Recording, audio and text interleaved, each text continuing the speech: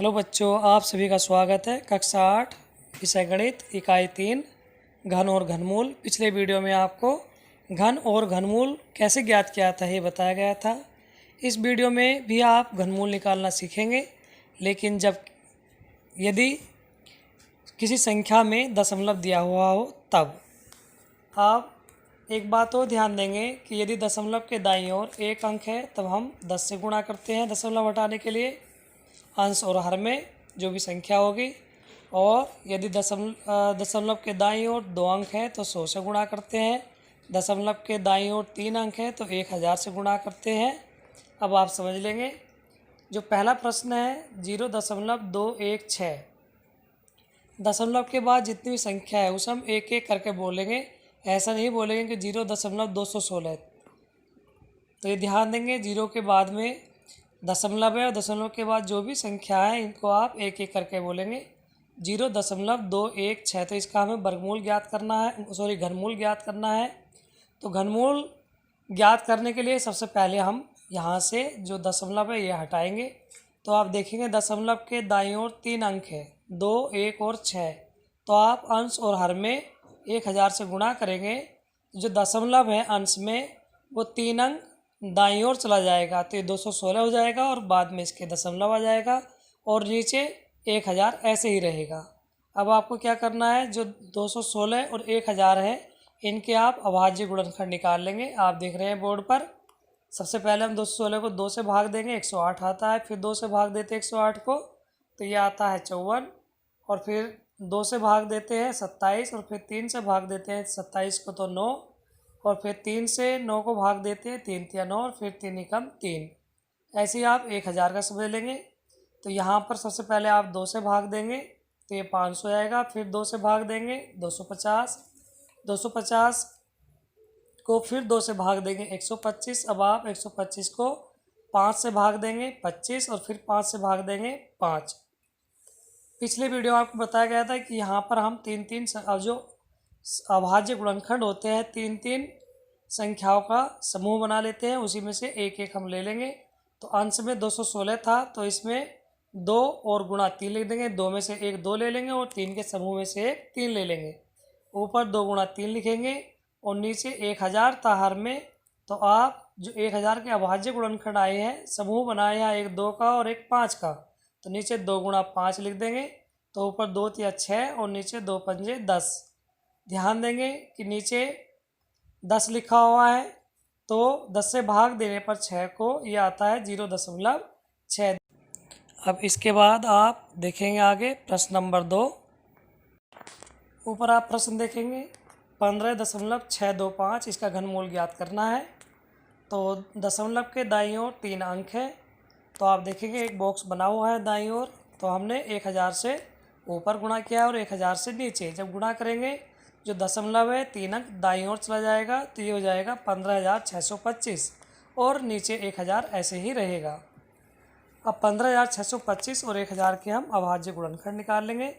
15,625 को पहले 5 से भाग देंगे, ये 3125 हो जाएगा। फिर 5 से भाग देंगे 625 और फिर 5 से भाग देंगे 125 और 125 को 5 से भाग देंगे तो ये 25 और फिर 5 से 25 को भाग देते हैं तो 5 और 5 से 5 को भाग देते हैं तो 1। और 1000 के गुणनखंड अभाज्य अभी पीछे बताए थे प्रश्न में, उसी तरह से यहाँ निकालेंगे।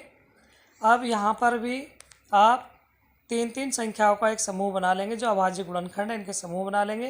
जैसे 5 के 2 समूह बने हैं और 1000 में 2 और 5 का भी 2 समूह बने हैं। तो सबसे पहले आप देखेंगे जो अंश में था 15,625 जहाँ घनमूल लिखा हुआ है और हर में था 1000। तो 15,625 इसके जब हमने अभाज्य गुणनखंड किए तो 5 के 3-3 संख्याओं के जो अभाज्य गुणनखंड था 1-2 समूह बने हैं तो दोनों में से एक एक आप 5 ले लेंगे। तो ऊपर 5 गुणा 5 हो जाएगा और नीचे 1000 का देखेंगे आप अभाज्य गुणनखंड तो इसमें 2 और 5 के समूह बने थे एक एक, तो इसमें 2 ले लेंगे और एक 5। तो ऊपर 5 पंजे 25 हो जाएगा और नीचे 2 पंजे 10 और 10 से हम 25 को भाग देते हैं तो ये हो जाता है 2.5। या इसे आप ऐसे भी कर सकते हैं कि जैसे 5 गुणा 5 ऊपर था अंश में और नीचे 2 × 5 था, 5 से 5 कैंसिल कर देंगे, 5 को आप 2 से भाग देंगे, तब भी 2.5 ही इसका घनमूल आता है।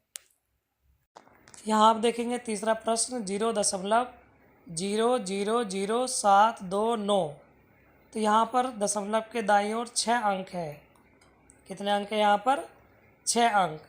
तो आप क्या करेंगे, इसमें अंश और हर को 10 लाख से गुणा करेंगे, ऊपर भी और नीचे भी। तो आप देखेंगे जब 10 लाख से आप गुणा करेंगे, यानी कि 1 के आगे 6 जीरो है, तो जो दशमलव है ये 6 अंक दाईं ओर चला जाएगा, तो ये हो जाएगा 729। इसके बाद में दशमलव और नीचे 10 लाख ऐसे ही रहेगा। अब 729 के और 10 लाख के हम अभाज्य गुणनखंड करेंगे। तो 729 के जो अभाज्य गुणनखंड आप देख रहे हैं 3 से भाग देते हैं 243, फिर 243 को 3 से भाग देते हैं तो 81, और फिर 81 को 3 से भाग देते हैं 27, 27 को फिर 3 से भाग देते हैं 9, और 9 को फिर 3 से भाग देते हैं 3, और फिर 3 से 3 को भाग देने पर आता है 1। आगे 10 लाख लिखा हुआ था, तो यहाँ पर आप सीधे 10 से भाग कर दीजिए। स्पेस कम है यहाँ पर, इसलिए हमने 10 से भाग किया है।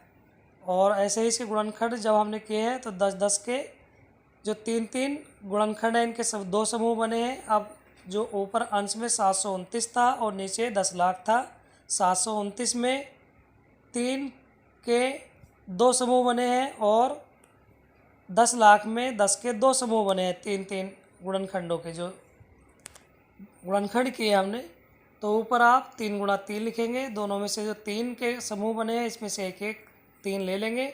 ऐसे ही नीचे 10 और 10, इसमें से भी एक एक 10 ले लेंगे समूह से। तो ये ऊपर 3 × 9 हो जाएगा, और नीचे 10 × 100 और 9/100। 100 से आप 9 को भाग देंगे तो ये हो जाएगा 0.09। ये आप ऐसे समझ लेंगे जैसे गुणा में दशमलव दाईं ओर जाता है तो भाग में दशमलव बाईं ओर जाएगा। तो यहाँ नीचे 100 है, तो जो दशमलव होगा वो 2 अंक बाईं ओर चला जाएगा, तो ये हो जाएगा 0.09। यहाँ प्रश्न नंबर 4 देखेंगे। यहाँ लिखा है 10 की घात 3 प्लस x की घात 3 बराबर में 1 की घात 3 प्लस 12 की घात 3। तो आप इसे समझ सकते हैं कि 10 का घन प्लस x का घन बराबर में 1 का घन और प्लस 12 का घन। तो इसमें हमें x का मान ज्ञात करना है। तो आप ध्यान देंगे, सबसे पहले हम 10 की घात जैसे 3 है या 10 का घन है, तो 10 की हम 3 जगह गुणा करेंगे। 10 × 10 × 10 तो 1000 आएगा। प्लस में x की घात 3 ऐसी रहेगा, और 1 की आप 3 जगह गुणा करेंगे। 1 × 1 × 1 तो 1 ही आएगा। और 12 की आप 3 जगह गुणा करेंगे। 12 × 12 × 12 तो ये 1728 आता है। 1728 में 1 प्लस कर देंगे तो ये हो जाएगा 1729। अब आप नीचे देखेंगे 1000 प्लस x की घात 3 या x का घन बराबर में 1729। अब ये जो 1000 है ये दाईं ओर जाकर हो जाएगा माइनस का, तो 1729 माइनस 1000, और 1729 में से हम 1000 माइनस करते हैं तो ये बचता है 729।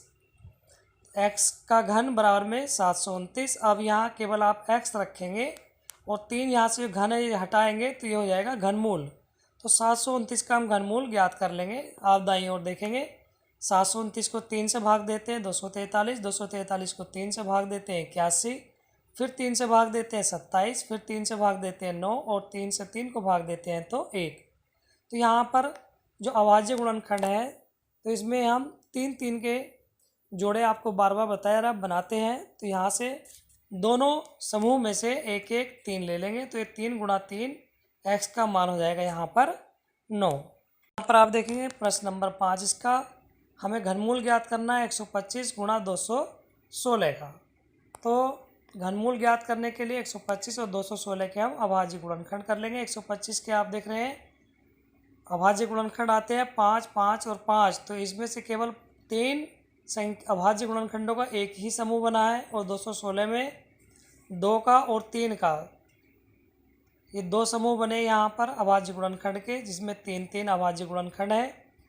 जैसे 2 से हम 2 से 16 को भाग देते हैं 108, और फिर 108 को 2 से भाग देते हैं तो 54, और फिर 2 से भाग देते हैं 54 को 27, और 27 को हम 3 से भाग करेंगे 9, और फिर 3 से 9 को भाग करेंगे 3, और फिर 3 एकम 3।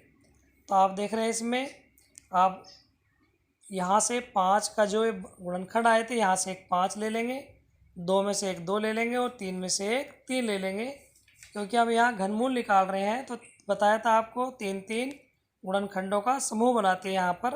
तो 5 दूनी 10 हो जाएगा, गुणा में 3, और 10 की गुणा 3 से करते हैं तो यह हो जाता है 10 या 30। नीचे मेरे बच्चों आपको गृह कार्य दिया जा रहा है, ये आपको अपनी कॉपी करना है बहुत अच्छे से, और कहीं कोई समस्या आती है तो आप हमसे फ़ोन कॉल या व्हाट्सएप के माध्यम से ज़रूर पूछेंगे। धन्यवाद।